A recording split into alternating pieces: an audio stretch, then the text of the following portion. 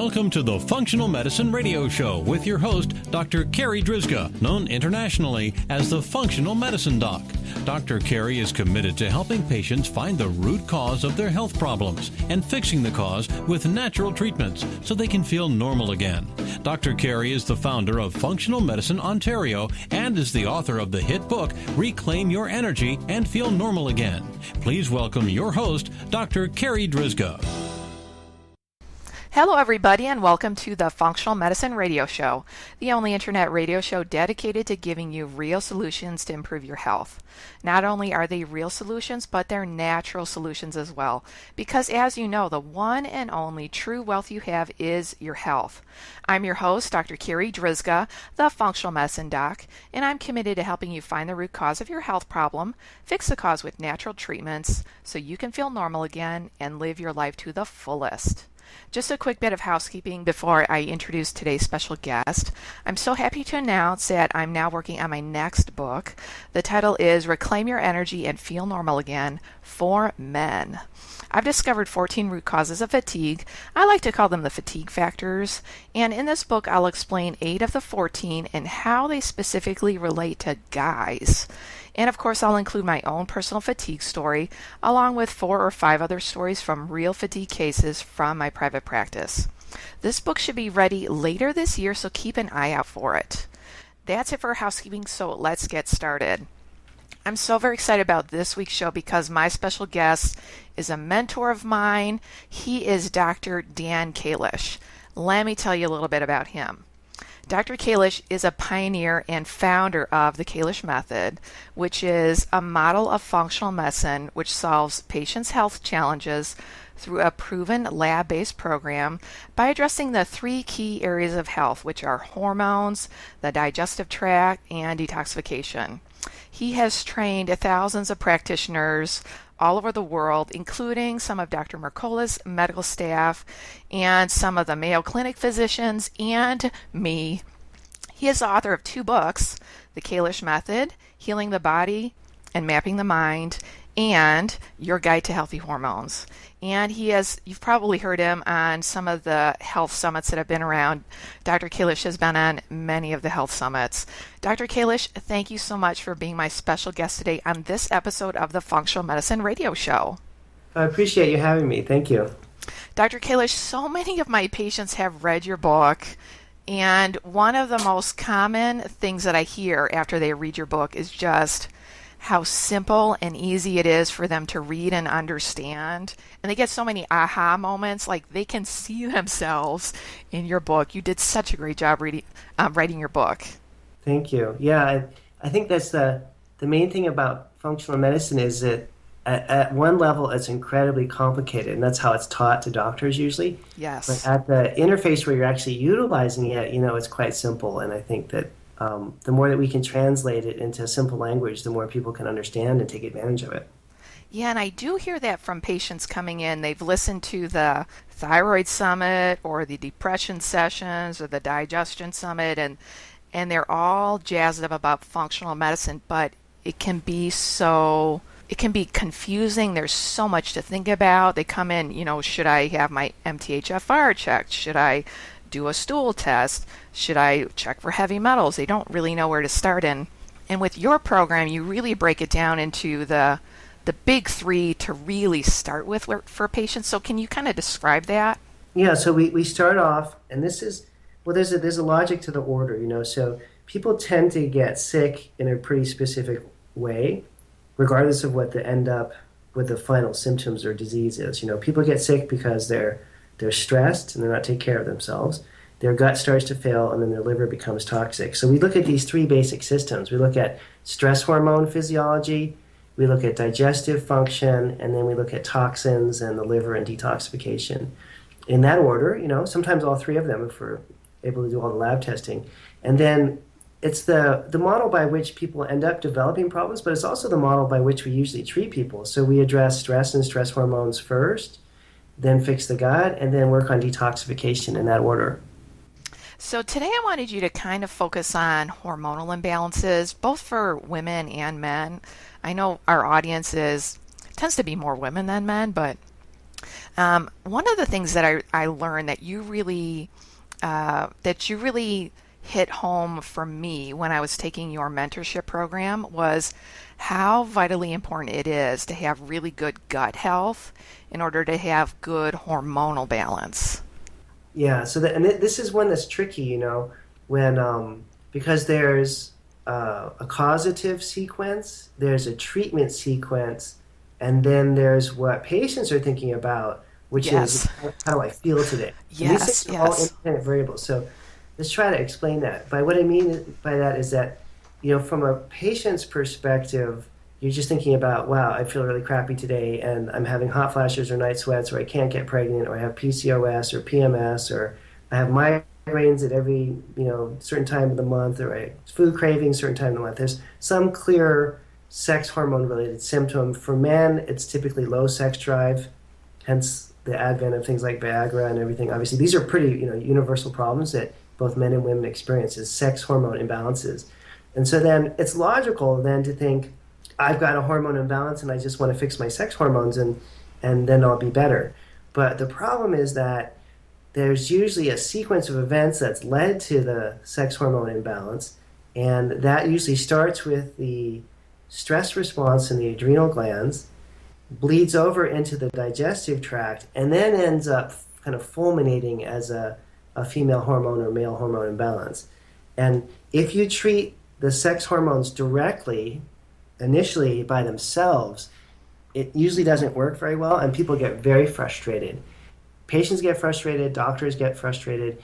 If you just look at low estrogen, testosterone, or progesterone and just prescribe an individual hormone and ignore the sequence of events that got the person there, then it doesn't work very well. And a lot of people are struggling with that right now because it's kind of the intuitively obvious thing to do. And our model of functional medicine just tries to take a step back from the symptoms and say, okay, what are the predictable reasons why this hormone imbalance would have occurred?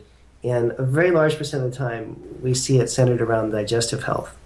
So you had said something really important there that typically patients come in with, and we're just using that today as a jumping off point, with some kind of hormonal imbalance. And a lot of times they, like you said, they just want to feel better. And a lot of them have actually tried bioidentical hormones. They might have felt better for a short period, but then after a while they just don't work anymore. And as you were saying, there's a whole causative sequence to this that maybe has taken 10 years or 20 years or 30 years or longer for it to all roll out. And it takes time then to fix all of that. Yeah, exactly. And it's kind of like if you think about a slow leak in a tire. I don't know if you ever had a bike tire or a car tire, and all of a sudden you look at it, you're like, wow, that looks really low. And you put air in it, and then like a month later it's low again. And it's pretty clear that, yeah, you could put the air in the tire and that kind of temporarily solves a problem, but there's some drain, there's some little puncture somewhere that's causing a slow leak. That's kind of how the sex hormones work. You can, if you're low in progesterone, estrogen, or testosterone, and you take those hormones, it's like filling up the tire with a slow leak. Okay, it'll work for a couple weeks, a couple months, maybe even a year or two, but eventually it's not going to work because there's some other problem.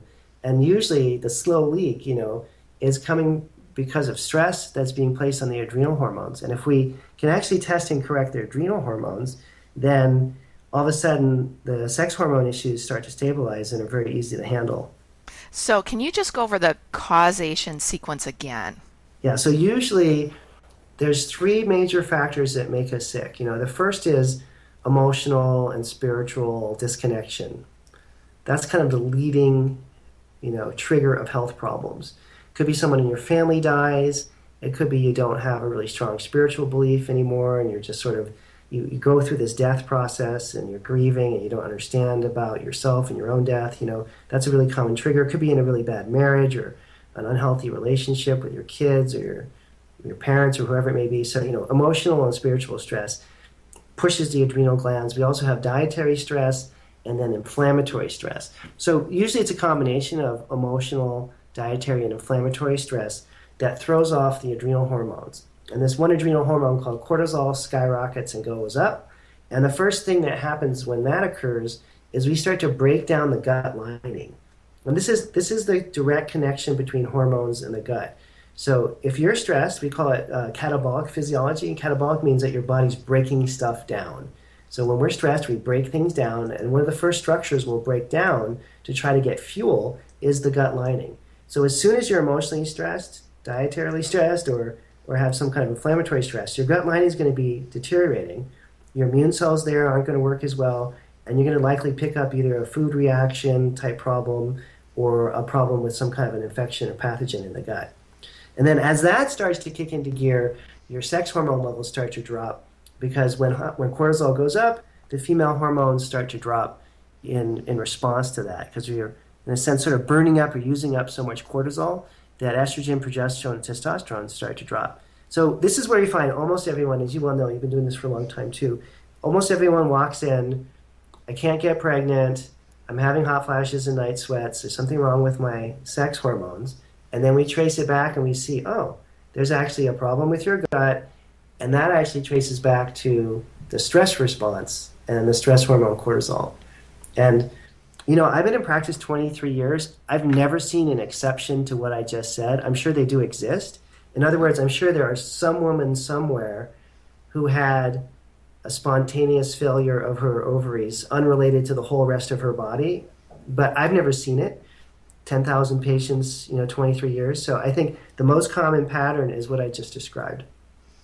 And on top of that, too, as the gut starts to break down and you start getting these infections that will lay the groundwork for food sensitivities, gluten sensitivity, and dairy sensitivity, and soy, and I mean, really anything, any kind of sensitivity. And then how does that then translate into the whole toxic mess? Yeah, so and that's another kind of important point. Oftentimes, like, the most important thing that we want to treat is not the first thing that we treat. And this is really true for hormones too. Yeah. But toxins in the body can come from two places. They can be what we call autotoxicity, meaning that you're generating the toxins yourself, and they could come from an external source. It could be benzene from gasoline station. You're filling up the gas in your car. It could be toluene, DDT, lead, mercury. I mean, there's a lot of chemicals and heavy metals that we're exposed to. So between the internally generated toxins that are coming from your gut and your gut not working properly, and then the external toxins, that whole sort of toxic stew or mess gets dumped right on your liver. And in general, and this is not an alternative medicine idea, but even in the sort of mainstream scientific literature, they say now every American has somewhere between 122 is the lowest I've seen, and up to as many as maybe 400 or 700 toxins at any one time. Every single American right now has at least 122 toxins in their body right now as they're just listening to this call. So there's no one who's immune from this. It doesn't matter how pristine your environment is or how much organic food you eat. We're all basically toxic. And so that becomes a problem too, because you process your hormones in your liver as well. So that'll just contribute even more to any kind of a hormone imbalance if there's a liver toxicity issue that's either coming from the gut or coming from external sources of toxins. And then and one more thing I forgot. Yeah. This is the most important part. Is a lot of these toxins are endocrine disruptors, right? They mimic hormones. Yeah. So a lot of these, they're called xenoestrogens, many of them. So meaning that you get this chemical plastic derivative thing in your body, and it looks almost exactly like estrogen to all your cells. And so your body tries to utilize it like estrogen, and that causes a whole heck of a lot of problems too. Yeah, so again, for the listeners out there, the causative sequence typically goes like this. There's a major stressor that you go through, mentally, emotionally, spiritually, physically. That stress creates a cortisol imbalance. That's going to then weaken your immune system, make you susceptible to infections. It could be a parasite, it could be bacterial overgrowth, it could be a yeast overgrowth, and then that triggers food sensitivities, and that creates a toxic mess in your body, and then that creates more stress on your body and more cortisol imbalance, and now we just start into this vicious cycle, and it's really hard to stop that vicious cycle all on your own, just from the patient listening out there. It's hard to just stop that on your own, right, Dr. Dan? Yeah, I mean, very few people can pull that off. And in fact, even if you get all the lifestyle stuff figured out and you are meditating for a couple hours every day, you're eating well, you're getting plenty of sleep, you're exercising properly, even if you get all that figured out, just the fact that there's so many environmental toxins pretty much means we all need some kind of treatment these days. I don't want to be like Debbie Downer here, but it's the modern world is really, not something our bodies can handle on its own anymore. And maybe a couple hundred years ago you could, but I don't think it's possible for people to be healthy now without at least, you don't have to obsess on your functional medicine doctor, but like a yearly checkup is a reasonable thing just to keep yourself on track once you do get healthy. And I just hate to see people struggling on their own for so many years when it's relatively straightforward for us to help people if we can get the labs done and start to analyze things. So, Dr. Kalish, can you give us a real-world example of a case from your private practice, kind of going through the sequence of events and then the sequence of treatment? Yeah, now I was thinking about this. So, women and men react to stress in some ways very similarly, in some ways very different. So, with the male stress physiology is, we all call it fight or flight, which is pretty masculine when you think about it, right? You're under stress. You're either going to pick up a spear and fight and kill the tiger or kill the other human being or whatever is just stressing you out, or you're going to run away. Women do a little bit of fight or flight, but they also do something called tend and befriend, which means when women are under stress, their stress hormones escalate like a man's would, but they also release other hormones that kind of calm them down a little bit. So women are less likely to pick up a spear and kill someone. They're more likely to grab a child that's nearby and try to take care of them. That's the tend part. And they're more likely to connect with other women in the community. That's the befriend part. And try to have a more community-based solution to this, whatever this potential stress is.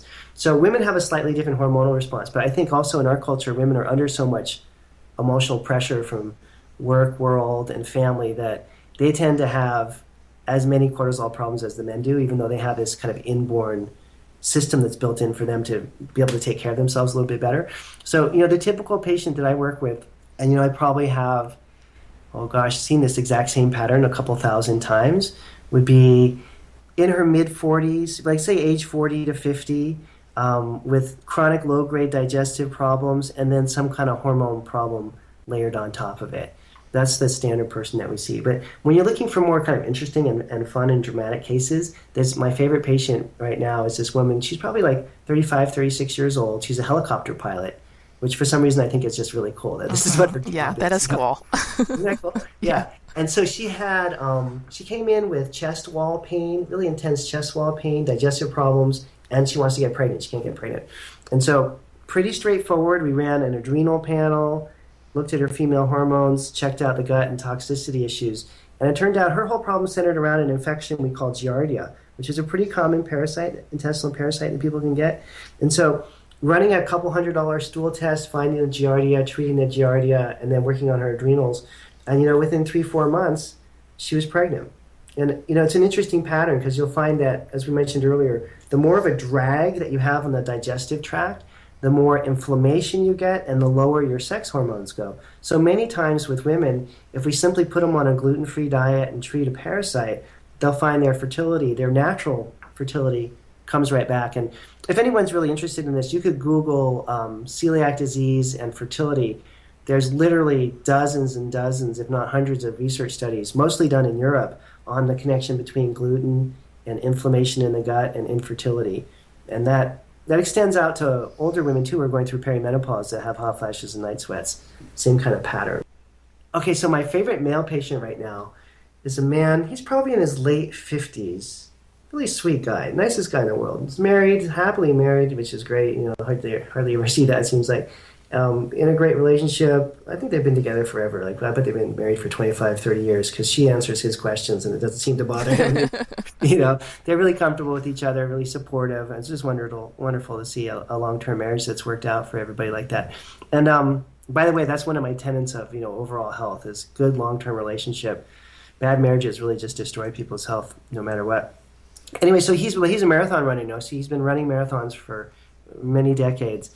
And he finally had this sort of crash where he was training for his marathons, which he's always done.